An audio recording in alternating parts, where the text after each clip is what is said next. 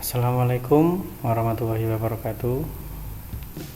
Di video bagian kedua ini atau di video part 2 ini, saya akan menjelaskan bagaimana cara mendapatkan klien yang tepat supaya aplikasi kita benar-benar dibayar sesuai dengan harga, sehingga kita tidak sampai mengalami obral harga ya, atau diskon harga. Kenapa saya bilang seperti itu? Karena sekarang ini banyak di marketplace itu dengan harga 100.000, 500.000 sudah bisa mendapatkan aplikasi yang mereka inginkan. Akan tetapi di sini yang saya tekankan adalah kita harus bisa membuat mindset bahwa harga aplikasi itu bernilai tinggi, karena memang banyak pesaing-pesaing kita atau programmer-programmer lain yang menjual dengan harga yang sangat murah sekali, sehingga mematikan bisnis profesi programmer-programmer seperti kita. Oke ya, kita mulai. Yang pertama, untuk mendapatkan calon klien yang tepat, yang pertama kita harus survei lokasi unit usaha. Maksudnya survei lokasi ini kita bisa mengetahui calon-calon klien kita nanti di sekitar ya. Ini contohnya yang pertama di sekitar rumah ya. Di sekitar rumah itu artinya mungkin bisa sambil jalan-jalan dengan teman, bawa ballpoint atau HP, kemudian berkeliling-keliling di sekitar daerah-daerah yang ada pabrik, ada perusahaan, ada toko makanan atau gudang, laundry, dan lain sebagainya. Sambil jalan-jalan sore-sore gitu ya, dicatat nama perusahaannya dan nama jalan ya. Jadi nama perusahaan dan nama jalan, karena itu akan nanti akan kita gunakan sebagai surat penawaran atau sebagai surat perjanjian kerjasama ya. Oke, kalau sudah, kita lanjut. Setelah survei sekitar rumah, boleh juga jika memang di daerah Anda semua dekat dengan rumah tidak ada satupun unit usaha, misal di desa gitu ya, boleh juga lakukan googling dengan kata kunci kantor ya, bukan pabrik ya, kantor perusahaan terdekat, sehingga hasilnya seperti ini. Jadi di dalam map yang bertanda merah itu artinya adalah nama-nama perusahaan sesuai dengan kata kunci yang kita gunakan. Di situ akan muncul nama perusahaannya, juga nama jalannya. Nah, di sini cukup efektif jika memang tidak ada perusahaan yang terdekat dengan rumah kita. Oke ya, lanjut. Yang ketiga, kita juga bisa mencarinya di buku telepon atau sekarang ini dinamakan yellow pages atau buku kuning ya. Seperti ini contohnya. Nanti di sana itu akan muncul banyak perusahaan-perusahaan, baik dengan bidangnya apa saja, kemudian alamatnya juga apa saja, bahkan nomor teleponnya juga ada. Oke, lanjut. Yang kedua, setelah kita survei, kemudian kita kelompokkan apakah dari sekian daftar kantor perusahaan-perusahaan yang sudah kita listing tadi, kita kelompokkan sesuai bidang usahanya. Mungkin dia di pertokoan atau pergudangan, jadi nanti kita bisa membuat aplikasi toko dan aplikasi persediaan barang atau stok gudang. Kemudian yang kedua, mungkin usaha layanan kesehatan, bisa klinik, bisa bidan-bidan praktek ya. Itu nanti kita bisa buat aplikasi SIM klinik. Kemudian bidang usaha jasa, mungkin contohnya adalah laundry atau mungkin jasa kurir. Nah, di situ kita bisa membuat aplikasi semacam itu. Kemudian ada lagi bidang usaha perumahan atau developer. Ada lagi bidang usaha-usaha lainnya, mungkin contohnya SIM keuangan, SIM transaksi keuangan dan sebagainya. Jadi kita kelompokkan dahulu ya, sesuai dengan bidangnya. Jika sudah, cari kelompok bidang yang paling banyak. Misalkan ternyata di daerah Anda ternyata lebih banyak layanan kesehatan, maka buat SIM klinik ya, atau aplikasi daminya dahulu. Jadi cari calon-calon klien yang lebih banyak, sehingga frekuensi untuk mendapatkan order itu akan lebih tinggi.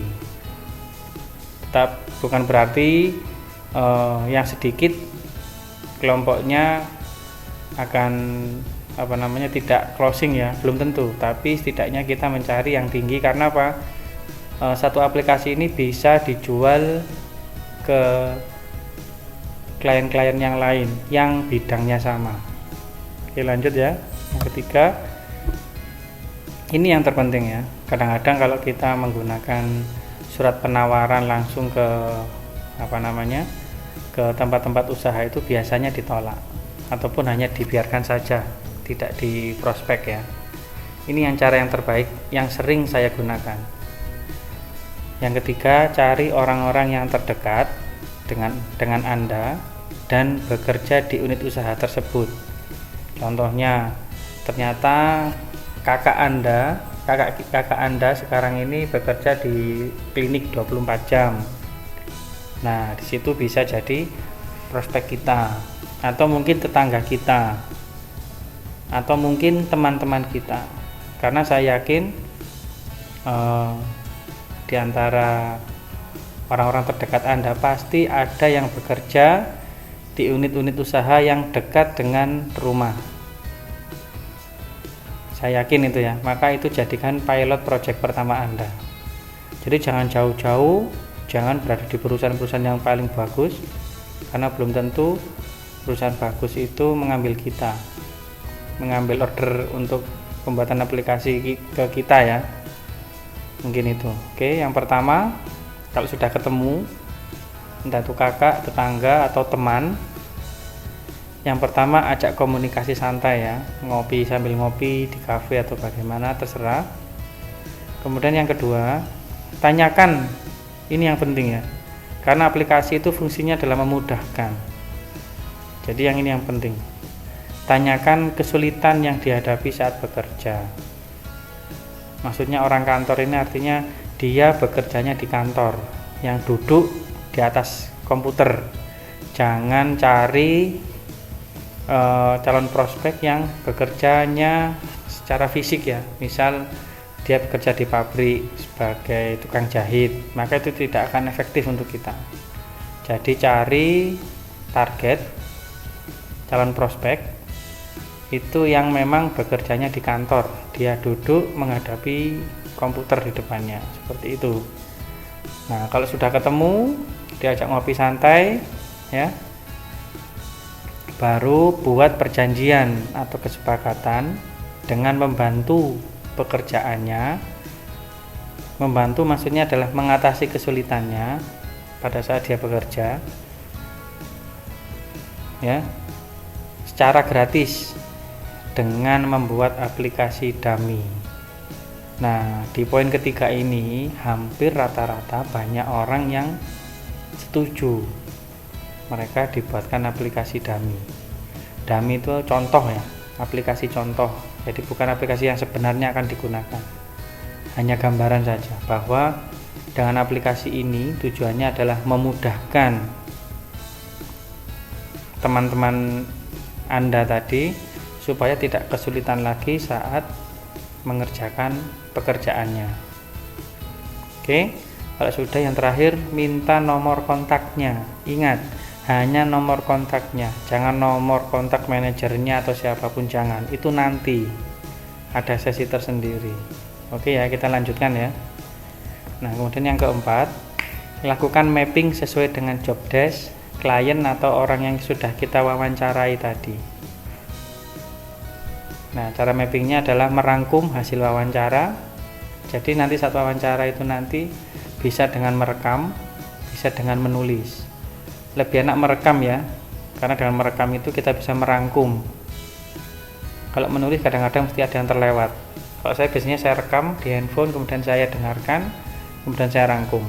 Saya rangkum hasil wawancaranya, kemudian setelah dirangkum, buat tabel dan query-nya serta hubung-hubungkan atau korelasikan antar tabel sesuai kebutuhan. Oke, itu fokuskan untuk mapping ya.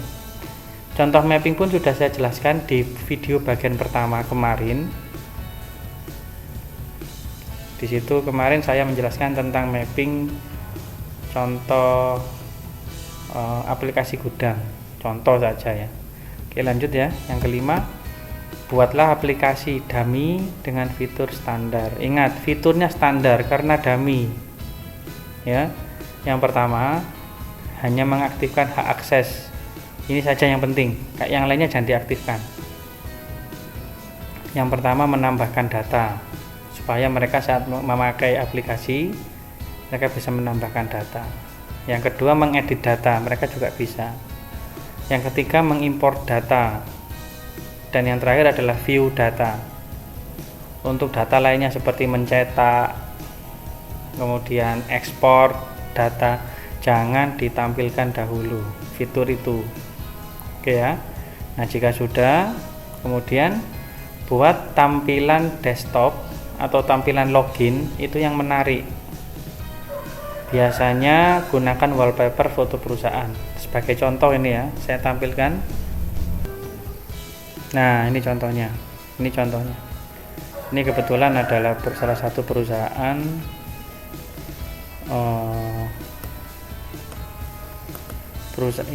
ini adalah contoh salah satu perusahaan perumahan yang memakai aplikasi dari saya.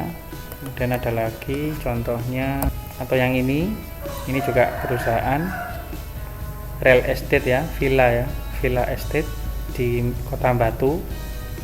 Nah, saat saya tampilkan seperti ini mereka sangat senang sekali. Ini hanya contoh saja. Nanti loginnya saya beritahukan ya, dalam-dalamnya tidak saya beritahukan karena hampir sama saja dengan aplikasi yang sudah saya bikin kemarin di video bagian pertama. Oke, kembali lagi ke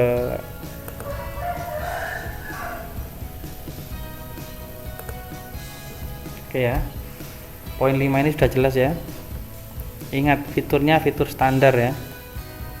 Oke, yang keenam, setelah aplikasi sudah jadi, kita upload ke server hosting dengan subdomain nama perusahaan. Jadi setidaknya programmer itu wajib punya domain dan hosting sendiri. Nah, jika sudah diupload, yang pertama, infokan kepada mereka atau prospek bahwa aplikasi dummy sudah selesai dan siap diuji coba. Kirimkan linknya, biarkan mereka untuk membuka. 1 hari, 2 hari, 3 hari biarkan membuka. Kemudian hari keempat, hari kelima, buat janji untuk bertamu ya ke perusahaan mereka. Nah, nanti misalkan hari Sabtu kan kadang-kadang ada perusahaan yang libur, ada perusahaan yang memang jam kerjanya hanya setengah hari. Nah, mungkin di situ biasanya Sabtu. Oke. Kemudian lakukan presentasi dan tanya jawab seputar aplikasi dummy. Saat presentasi sampaikan semua keunggulan dari aplikasi yang sudah kita buat. Kemudian lakukan tanya jawab, karena saat kemarin kita membuat aplikasi ini adalah berfokuskan dengan sumber dari target pertama. Maksudnya prospek orang pertama atau orang terdekat. Nah, untuk tanya jawab ini tanyakan kelemahan-kelemahan di masing-masing orang yang hadir saat presentasi. Nah, mereka akan menyampaikan kelemahan-kelemahan mereka masing-masing. Dengan begitu catat ya. Catat kelemahan-kelemahan mereka yang nantinya akan menjadi satu aplikasi penyempurna dari aplikasi Anda. Kemudian yang terakhir, mintalah saran dan kritik terkait aplikasi. Mungkin saran terkait tampilan atau kritik kurang apanya, mungkin bahasanya kurang bagus atau bagaimana. Nah, jika sudah selesai, itu berarti mereka sudah deal. Tanpa sengaja mereka itu sudah deal dengan aplikasi Anda dan cocok. Sekedar info saja, aplikasi dummy itu proses pembuatannya tidak lama ya, hanya 1 hari. Jadi pastikan teman-teman membuat aplikasi dummy menggunakan PHP kode generator, atau yang saya sarankan adalah PHP runner. Itu nggak sampai 1 hari segera selesai bikinnya, supaya apa? Mereka tahu bahwa Anda itu orang profesional, padahal Anda sendiri bukanlah seorang profesional. Saya sendiri juga bukan orang profesional, saya hanya pemula. Hanya saja saya lebih bisa mengkorelasikan, bisa mappingnya lebih cepat dan sebagainya. Oke, lanjut ya. Di poin 7, negosiasikan harga aplikasi dan pembayarannya. Ingat, saat negosiasi ini yang perlu diingat adalah yang pertama, jangan memaksa harga aplikasi sesuai dengan harga kita.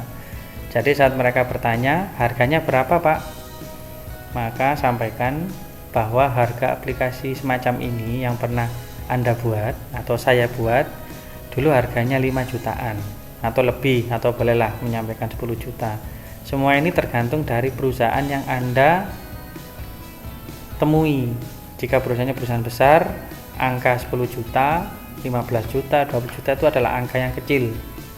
Tapi kalau perusahaan seperti klinik atau restoran, jasa laundry yang baru buka, ya sampaikan harganya paling tidak minimal 5 juta. Ya, nah jika sudah dengan syarat ya, itu menyesuaikan tingkat kesulitannya ya. Kalau klinik itu saya kira agak sulit, ataupun ini laundry itu lebih mudah, kurir itu lebih mudah. Nah, cara yang tepat supaya mereka deal harga dengan kita, tanyakan di poin 3 ini ya, tanyakan budget yang mereka inginkan. Misalkan mereka mampunya hanya 3 juta, oke, gak masalah. Tapi jika budgetnya kurang sesuai, sampaikan fitur-fiturnya juga mengikuti budget tersebut. Itu ya. Dan perlu diingat, saya menyarankan aplikasi ini berbasis online. Karena apa? Dengan online ini mereka akan kita kenai biaya maintenance per bulan, kemudian biaya domain dan hosting itu per tahun. Jadi setidaknya Anda mendapatkan uang receh dari maintenance atau uang THR itu nanti di akhir tahun kerjasama. Contoh, saya saat ini ada sekian klien yang menggunakan aplikasi ini. Untuk maintenance per bulannya saya tarif minimal 200, maksimal 500 per bulan. Jadi misalkan kita ambil rata-rata 300 lah ya, 300 satu bulan kali 10 klien atau 10 perusahaan, maka kita mendapatkan uang kurang lebih 3 juta satu bulan hanya untuk maintenance saja. Dan maintenance itu pun tidak kita lakukan tiap hari ya, itu pun sebulan sekali, hanya untuk backup database-nya ya, yang dari PHP My Admin itu kita backup setiap sebulan sekali di akhir bulan atau di awal bulan. Oke ya, jadi hanya dengan maintenance saja itu bisa menggantikan, bisa menambahkan gaji kita ya, gaji kita bulanan atau untuk operasional. Itu contohnya. Jadi nilai maintenance-nya itu menyesuaikan dengan kesulitan atau mungkin dengan harga.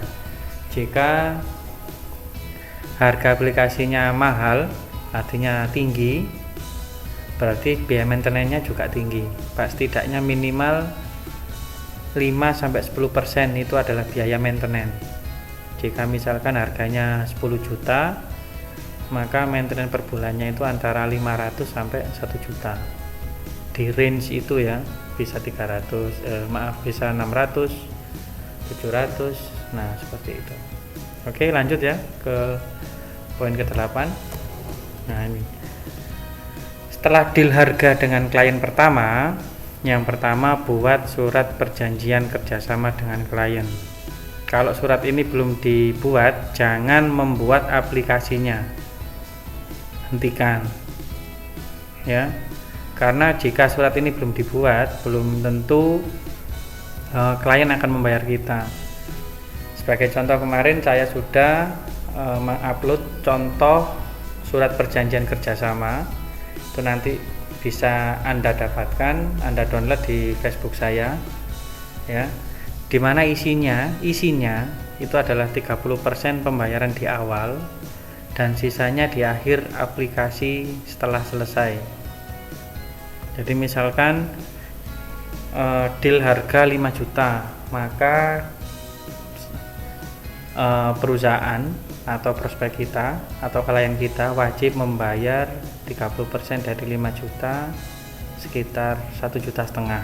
Itu sebagai akad perjanjian ya, akad perjanjian pembuatan aplikasi. Supaya apa? Supaya mereka tidak lari.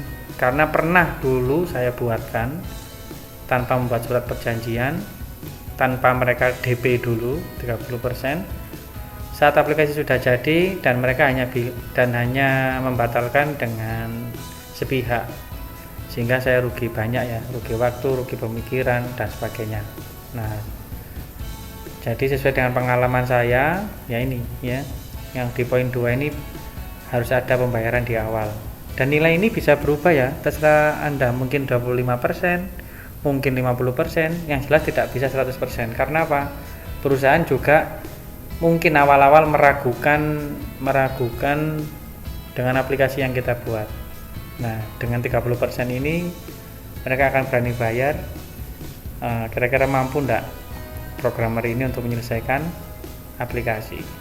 Kalau dengan PHP Runner saya yakin semuanya pasti selesai, karena saya hampir 99% setiap kali ada order aplikasi, apapun itu aplikasinya, selama itu online,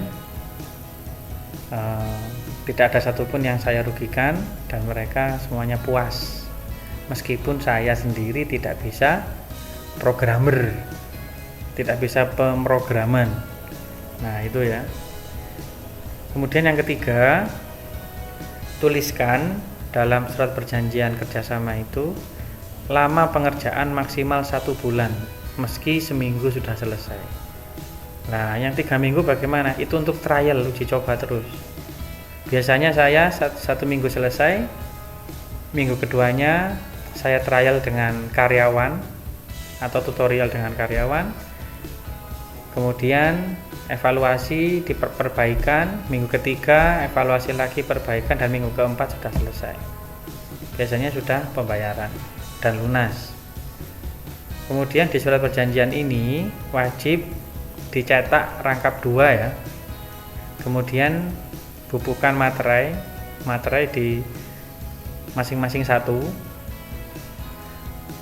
Surat yang pertama untuk kita, jadi materainya ditandatangani perusahaan. Jadi nanti ada dua yang tanda tangan, kita dan perusahaan. Nah, materainya tempelkan di kolom bagian tanda tangan perusahaan. Kemudian untuk surat yang kedua itu untuk perusahaan, suratnya untuk perusahaan tapi yang tanda tangan kita. Jadi tempelkan materai di tanda tangan kita.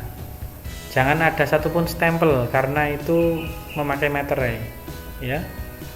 Nah, setelah itu tanda tangani, berikan masing-masing.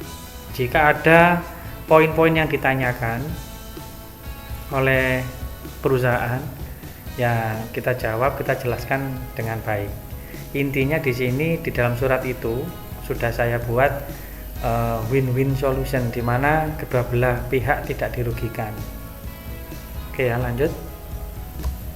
Nah, contoh surat perjanjian kerjasamanya ada di Facebook saya, ya, PHP Runner Indonesia. Mungkin itu cara mendapatkan klien sampai dengan deal harga, kemudian negosiasi harga, kemudian contoh surat perjanjian kerjasama. Mungkin itu yang dapat saya sampaikan hari ini.